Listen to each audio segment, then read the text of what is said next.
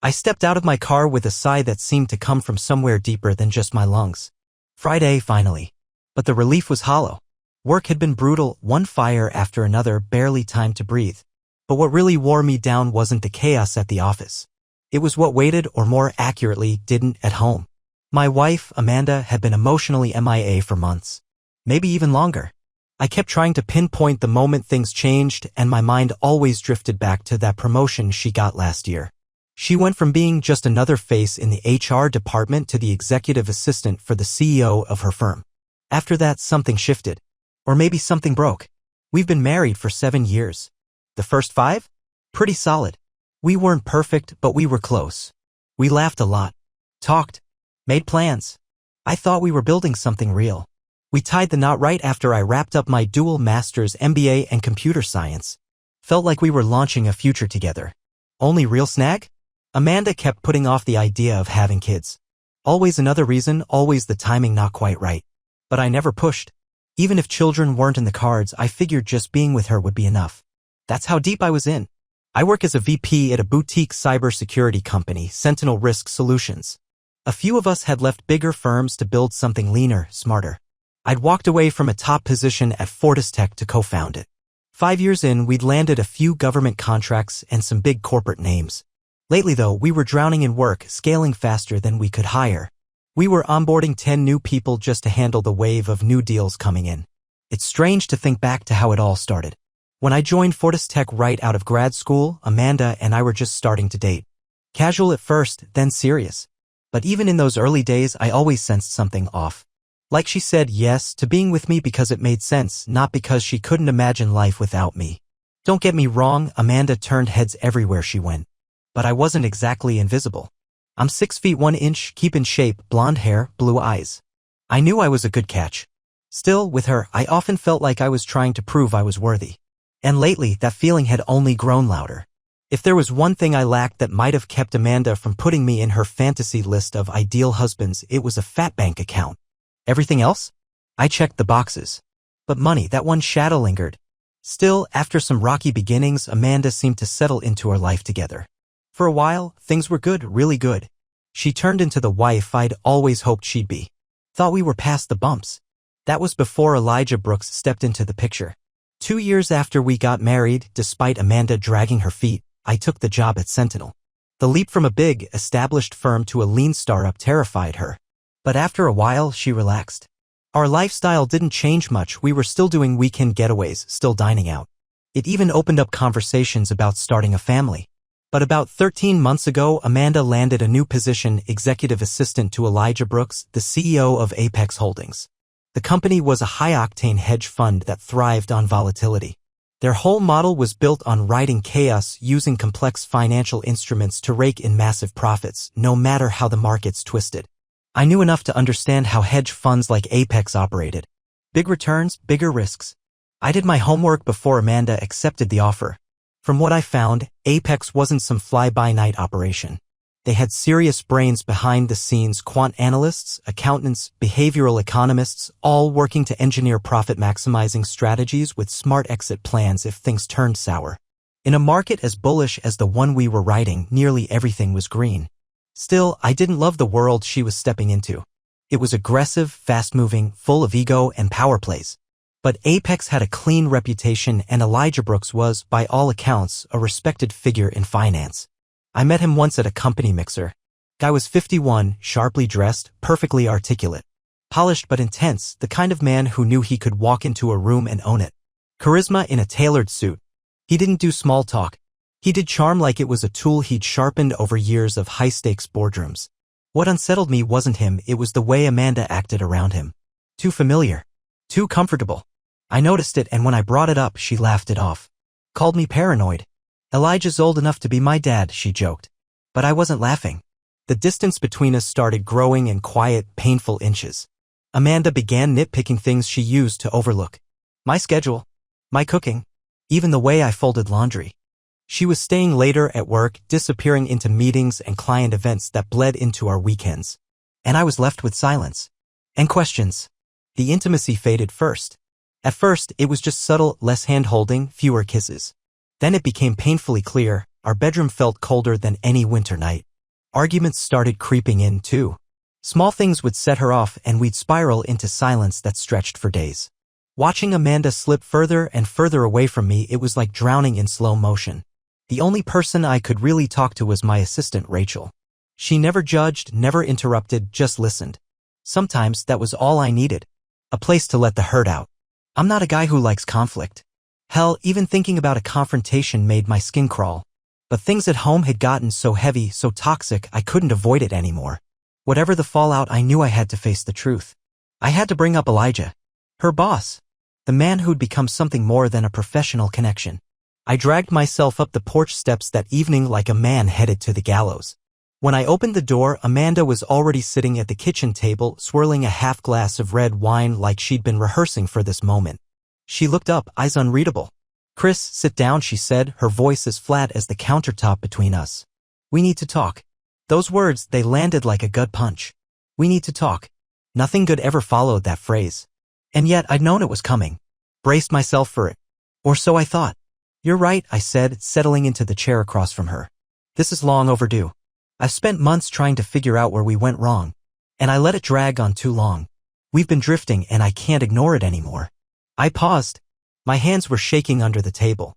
Still, I went on. "I loved you from the moment I saw you. I believed in us. In what we were. But something changed when you started working for Elijah Brooks. I don't know exactly when, but She cut me off with a flick of her hand. Dismissive.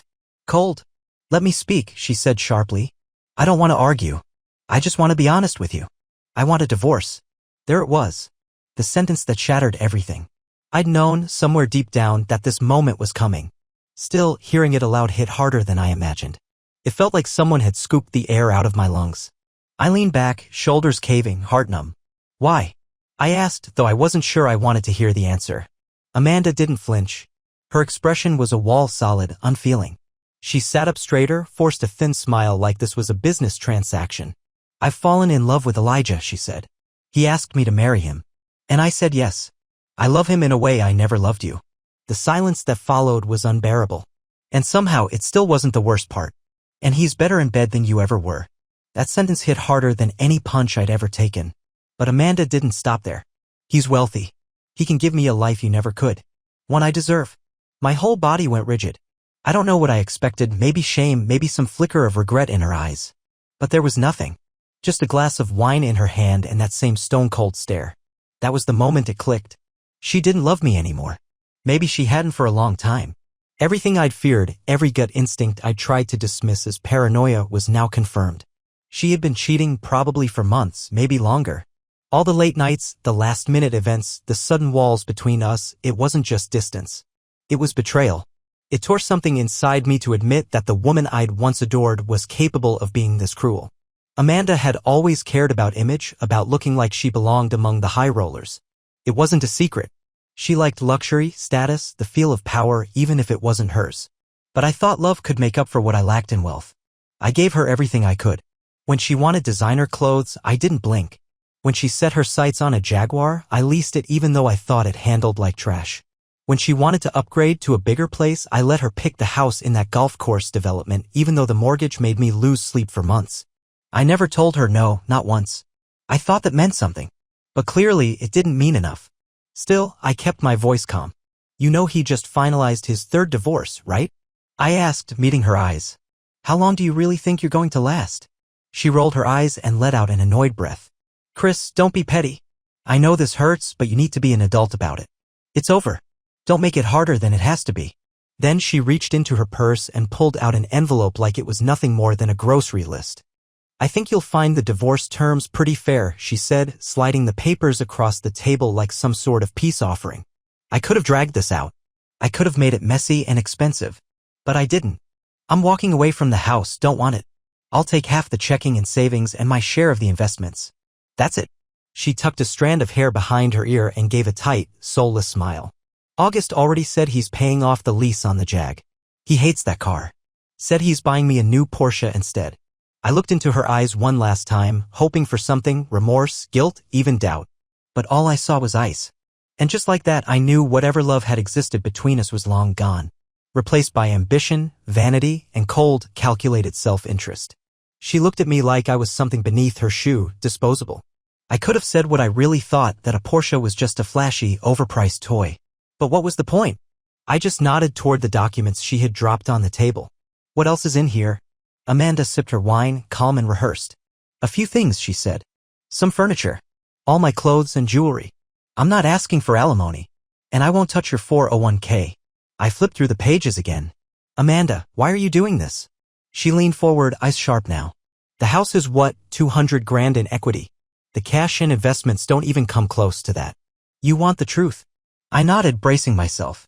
Elijah wants this done fast, she said plainly. He told me if I pushed too hard, you could stall it for months. Maybe a year. And we're not interested in waiting. We want to get married as soon as this is over. What's in that agreement depends entirely on how cooperative you are. I felt the breath leave my lungs again. She continued, her voice steel under velvet. If you fight me, I'll escalate. Elijah's made it very clear, if I want everything, I'll get it. My shoulders dropped, all the tension I'd been holding finally cracking. I stared at the woman I'd once called my best friend and barely recognized her. I guess that's it then, I said softly. I spent too long trying to pretend things could be fixed. But I see it now. We've been done for a long time. I just wasn't ready to admit it. I closed the folder and rested my hand over it. I'll have my attorney look this over tomorrow. If he says it's clean, I'll sign. But Amanda, I paused, trying one last time to reach whatever was left of the person I married. You might want to rethink this. I don't think this path you're on, it's not going to end the way you think. She didn't flinch. I'm not here to debate. I want this done. Quickly. I gave a hollow shrug. I didn't have any more energy to fight. A tear slipped from my eye as I looked around the kitchen, this house, this life we built, fading like a photograph left in the sun. I'd seen it coming. Felt it. But knowing the end was near didn't make it any less painful when it finally arrived. That chapter of my life, it was over. And God, did it hurt. All right, Amanda, I said quietly. I won't fight you. I want a clean break too. She narrowed her eyes, voice turning sharper. Then let's keep it clean. No messages. No emails. No flowers. No desperate little gestures trying to get me back. This is over, Chris. I'm leaving this life behind and I don't want to be embarrassed by anything you might do. I nodded. What was there to say?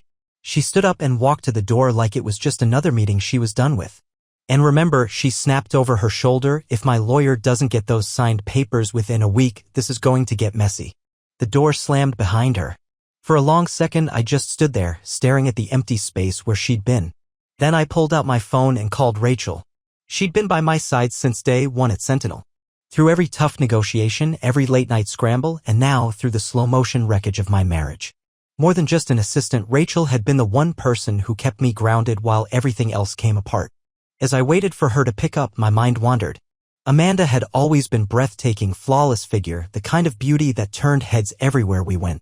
Rachel wasn't that. She was warm, pretty in a way that snuck up on you, and yeah, she carried a little more weight. But she had this light in her, this quiet strength that never dimmed. Amanda could be affectionate one day and ice cold the next. Rachel? She was constant. No games. Just heart.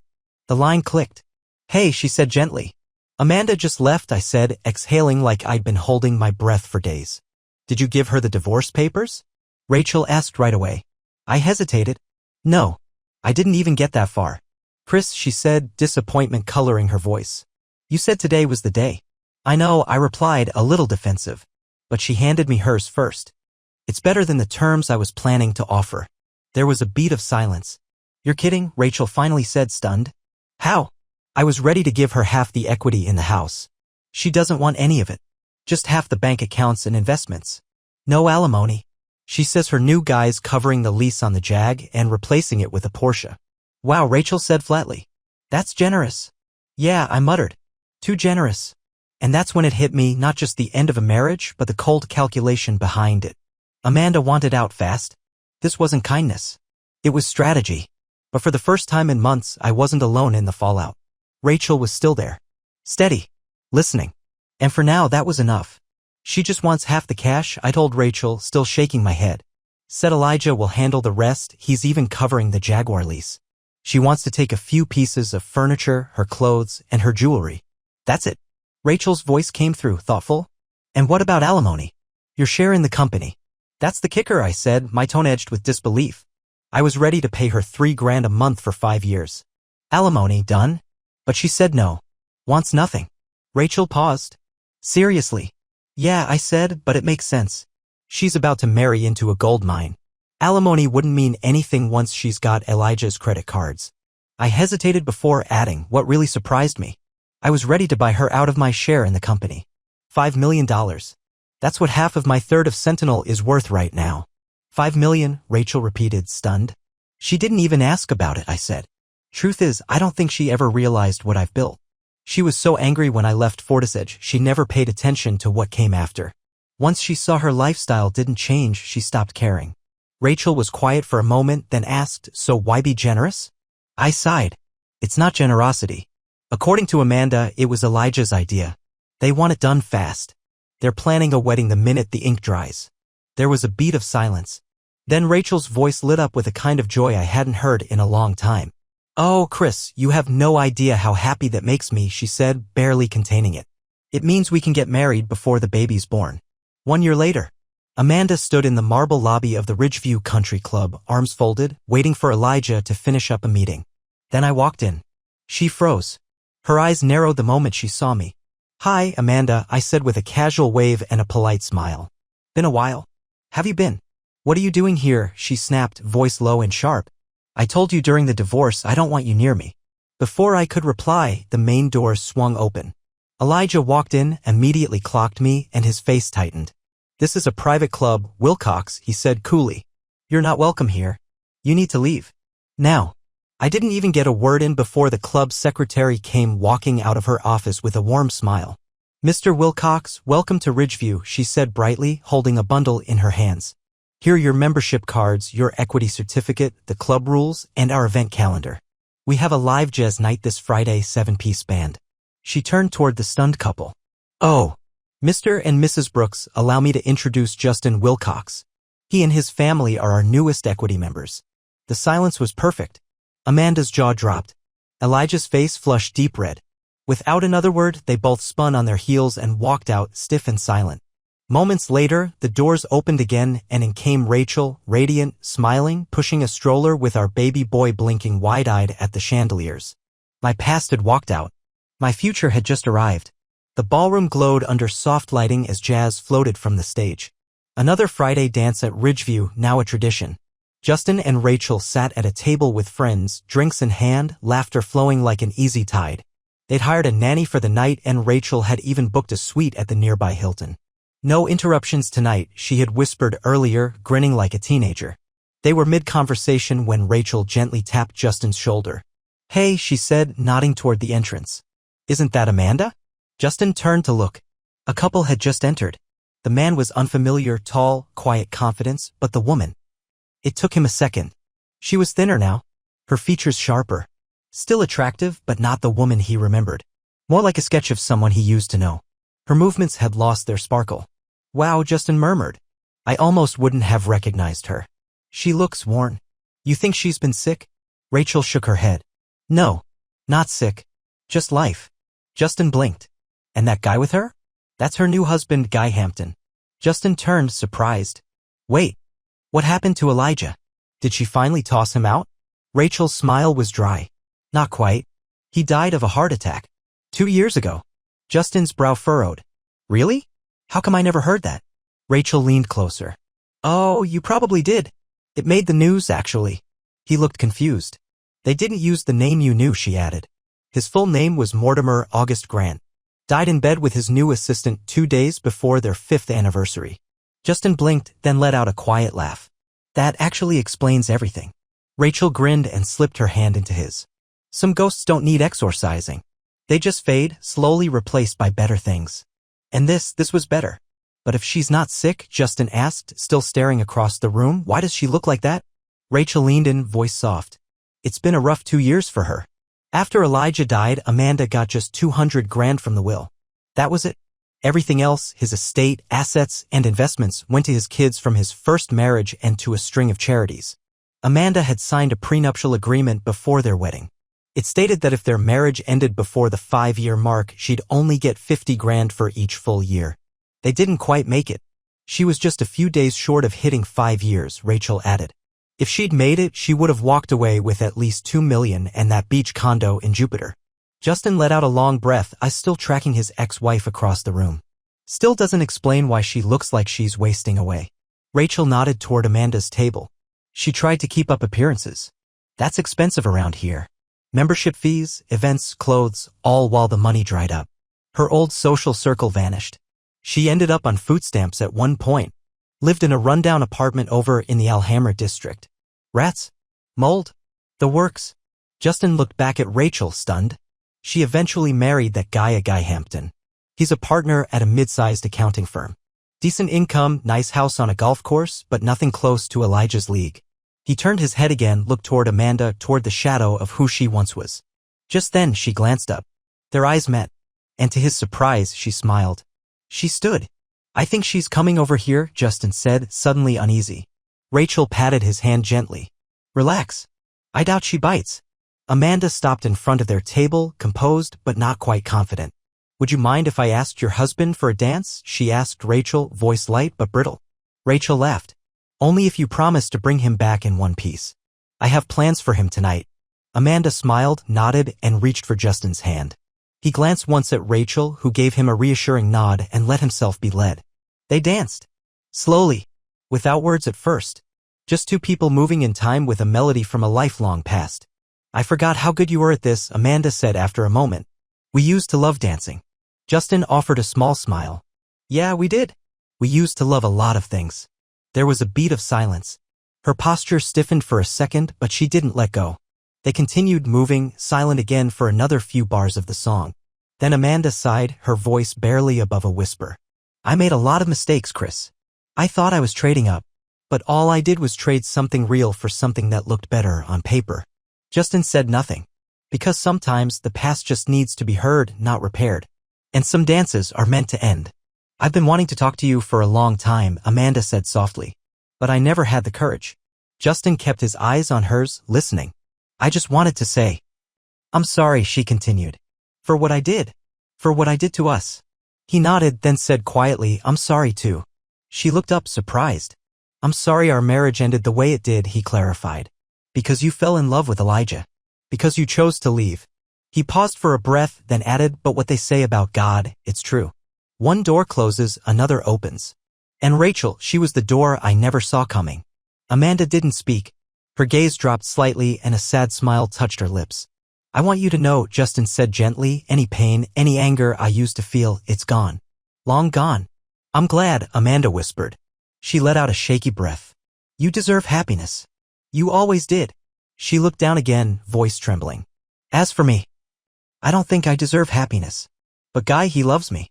And I'm hoping that maybe, just maybe, I can earn it. Justin gave a small nod. I hope you do. I truly hope you find peace. They danced in silence for a few more beats.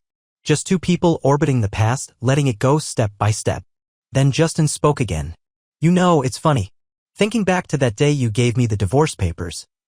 Amanda raised an eyebrow. I had mine ready too, he said. I was going to serve you that day.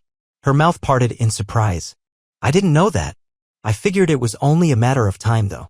Elijah said it would be cleaner if I filed first and if you accepted the offer as is. Well, he was right, Justin admitted.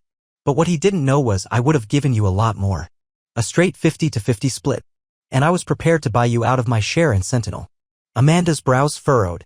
I didn't even know you had a share. Yeah. You didn't really ask. She looked away, ashamed. I found out later. When you started making headlines 2 years after. I was furious. Thought about suing. Justin raised an eyebrow. Elijah just laughed, she continued bitterly. Said we outsmarted ourselves. That there was no case. And he was right. As the music came to a close, they stepped apart. Amanda's eyes were glassy now. A single tear slid down her cheek. All those years we were married, she said, barely audible, I thought I was too good for you. Justin didn't respond. He didn't need to. Because some truths cut deeper in silence than they ever could in words. And some goodbyes are danced, not spoken. But the truth is, Amanda said, her voice cracking, you were too good for me. She looked at him one last time. I wish you the best, Chris. Truly. Justin gave a quiet nod. And I wish the same for you, Amanda. She turned and walked back to her table, back to the man she now called husband. As Justin watched her go, he felt nothing sharp. Just peace. Like a chapter had finally closed without slamming shut. Then he turned and there she was. Rachel. waiting for him with that smile that never faded, the one that had helped him rebuild his life from the rubble. He smiled back, warmth spreading through his chest. He was lucky. And not just because she loved him, but because he loved her back with everything he had. Then a thought hit him. The sweet? The promise. Tonight. His grin widened. Because now it was time to enjoy the best part of the night.